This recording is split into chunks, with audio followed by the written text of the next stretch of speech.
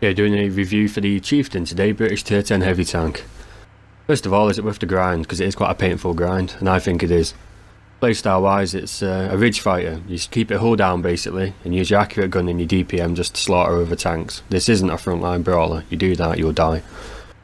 In the garage, we'll just have a quick look at the stats. I know you guys can do that yourself, so we're going to make this very, very quick. First of all, look at the hit points. 2200. Enough to survive a hit from a 183, but lower than the other British Tier 10 heavy. Speed limit wise, this has got 42 km/h limit. So it's pretty good, but due to the horsepower, if you go up a hill, you're going to lose that speed pretty quick. So you do have to be wary of that, unfortunately. The gun is amazing. The aiming time's pretty much non-existent. The reload can be gotten down to about 7.9 seconds or so with a rammer. Track traverse 40 degrees, along with the turret traverse of 30 degrees. Medium tanks can't really circle this tank. View range is only 390 meters though, so you will find yourself getting outspotted on open fields if you don't have optics. You have to be wary of that. Signal range 750, but no one really cares about that. The ammunition, you notice the penetration is really good. That's because it doesn't fire AP. The ammo it fires follows the same rules as APCR, so the normalization on it doesn't apply. So while it's got great penetration, sloped armor will troll the gun. The shell velocity is extremely high. This tank also gets hesh. Like with all the high tier British tanks, it's worth taking with you to deal with waffles, light tanks, medium tanks, that kind of thing. Cruise skill wise, you want to be getting 6th sense first, obviously. After that, I go for either repairs, brothers in arms, snapshot, and then after that, whichever ones you prefer. Anything that can help with the view range, they're the ones I prioritise, and safe storage. Armour wise, as you can see, the upper plate is really quite thin. It's at a really good angle, but you can't rely on this to bounce many shots. Mid range you might bounce some. This tank, however, the armour is all about the turret.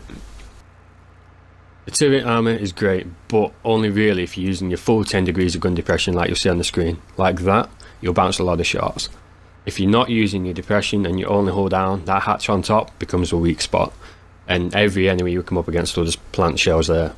It's also worth noting that the side arm is only 51mm, so side scraping isn't really an option with this tank. We're going to jump into a quick replay, lasts about 3 minutes, and just have a look at the gun at work and the mobility of the tank.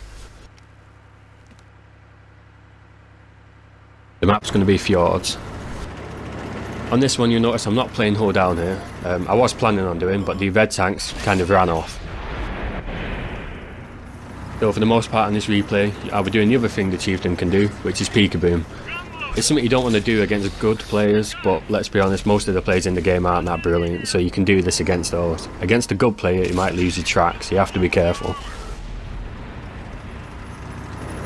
Here used to me backing off against him just to try and increase the odds of me getting a bounce if he did fire at me.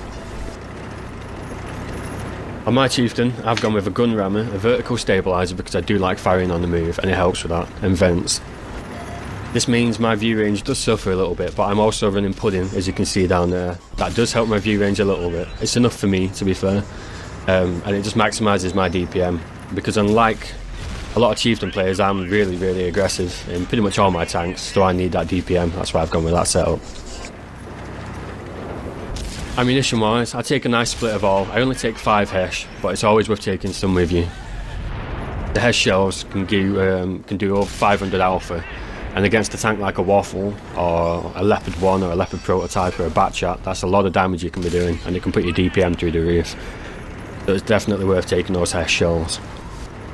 Although, again, you can't shoot sloped armour with it, otherwise you're just going to do splash damage. You aim for nice, flat, unspaced armour for that to pen. Here you can see the tank struggling a bit speed-wise to get up the hill. Like I say, on the flat and going down the hill, it is pretty quick, but going uphill it will slow you down. In a minute we're going to see a red Yag Tiger who's just parked up at the base being useless. I'm going to fire a few shots at him, and it gives you a chance to have a look at the accuracy of the gun. If you look at the centre of the reticule and where the shells are going, you'll see every single shell flies right at the middle.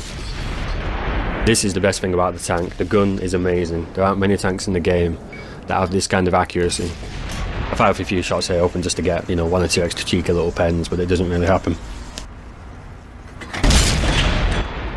I give up at this point, realising I'm wasting my time, and move on.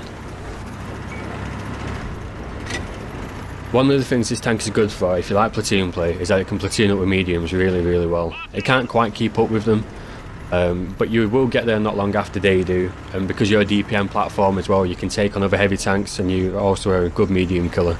It complements medium tanks really, really well in a platoon. However, like I said, the armour isn't too good. What I'm doing there is a bad idea. That Yag Tiger cut straight through my upper plate. Unless you hold down, the armour on this thing is worthless. There's also another thing you need to be careful of.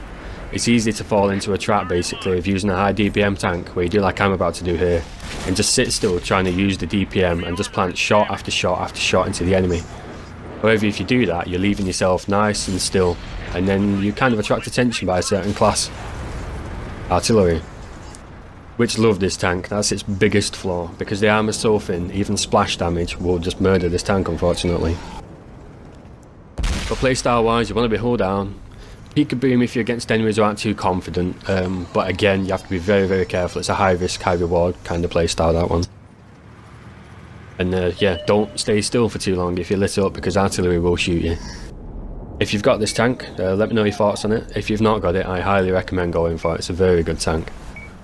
This battle wasn't the highest damage game I've done. It's about 5.7k, but it was mainly just to show you the DPM at work. Thanks for watching.